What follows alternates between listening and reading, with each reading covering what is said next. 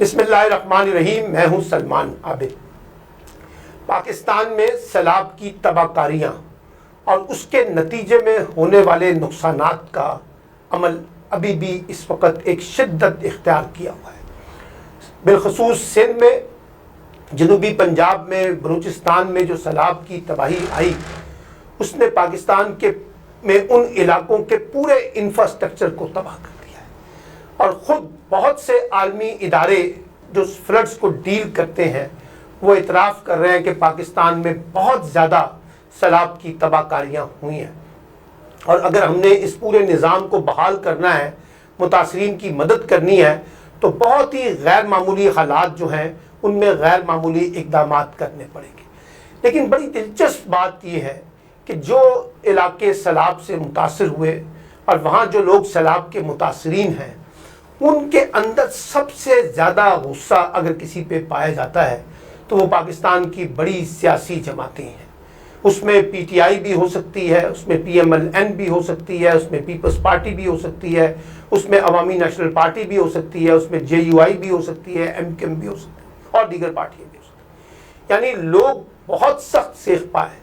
यही वजह है कि सियासी क़यादतें या सियासी जमातें बराह रास्त सैलाब के मुतासरा इलाकों में जाने से गुरेज कर रही हैं, क्योंकि उनको डर है कि वहाँ अवामी रद्द-ए-अमल उनके ख़िलाफ़ आ सकता है। और बल्कि लोग कहते हैं कि इस सैलाब ने न सिर्फ सियासी जमातों की साख को मुतासिर किया है, बल्कि सियासी जमातों की साख और नाम को भी डुबो दिया है उसी पानी में जहाँ लोगों का जानो माल जो है वो मुतासिर हुए। पाकिस्तान में सियासी जमातें सियासत पे, जमहूरियत पे, अवाम की बहुत बातें करती हैं, लेकिन जब लोगों पे आफात आती हैं तो हमने देखा है कि हमारे यहाँ सियासी जमातों का निज़ाम इस हद तक कमज़ोर है कि वो कोई बड़ी, जिसे कहते हैं गैर मामूली सरगर्मियाँ करने से कासिर है। ना उनके पास वो इंफ्रास्ट्रक्चर है, ना वो वसाइल हैं, ना वो कमिटमेंट है, ना वो एक जोश और जज्बा है कि वो जाकर उन जमातों के, उन लोगों के मुतासरीन के साथ मिलकर अपनी अपनी जमातों की मदद से लोगों की मदद कर सकें। आर्टिफिशियल कुछ चीज़ें हुई हैं मसनूई अंदाज में। हमने देखा है कि सियासी जमातें अपनी तस्वीरें बनाने के लिए, फ़ोटो सेशन करवाने के लिए कहीं राशन बांटते हुए नज़र आए हैं, और वो भी राशन जिस अंदाज से बांटा जा रहा है उनकी तस्वीरें खींच कर और जो राशन दिया जा रहा है उस पर अपनी तस्वीरें लगाकर, वो ख़ुद एक तज़ीक का पहलू है।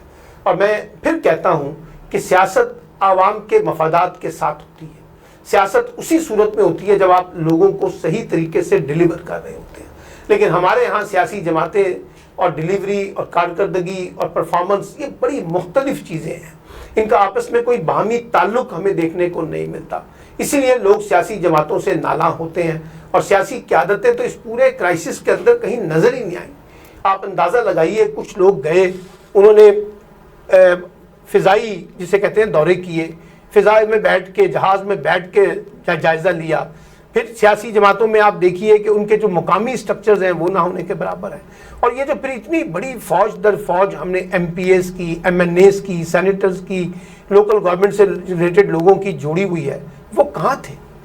माँ सिवाय चंद एक जमातों के, जिनका मैं जिक्र पहले भी कर चुका हूँ कि जमात इस्लामी का शोबा अल खिदमत, TLP का शोबा और दावत इस्लामी के शोबे जो है वो हमें काफ़ी मुतहरिक नज़र आए। लेकिन ये एक सियासी जमातें हैं, ये रियासत का नामो बदल तो नहीं हो सकती।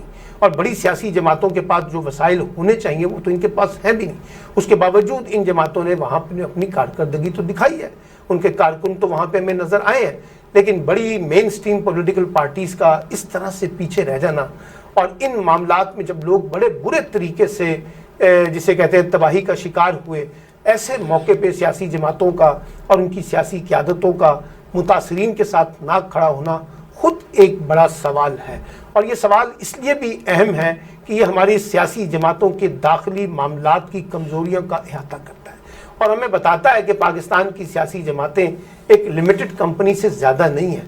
इनके कोई रूट्स उस तरह से नहीं है कि जहाँ इनके पास वो इंफ्रास्ट्रक्चर हो, जहाँ इनके पास वो वसाइल हों, जहाँ इनके पास वो सहूलतें हों जिसकी मदद से वो मुतासरीन की मदद कर सके। बातें करना बहुत आसान है, तकरीरें करना बहुत आसान है, TV टॉक शो में पार्टिसिपेट करना बहुत आसान है। एक्चुअली वहाँ जाकर लोगों की बराह रास्त मदद करना वो सबसे मुश्किल तरीन काम होता है। اور پھر سیاسی جماعتیں یہ بھی دیکھتی ہیں کہ ایک پولیٹیکل سکور کیسے کیے جاتے ہیں ایک دوسرے کے خلاف.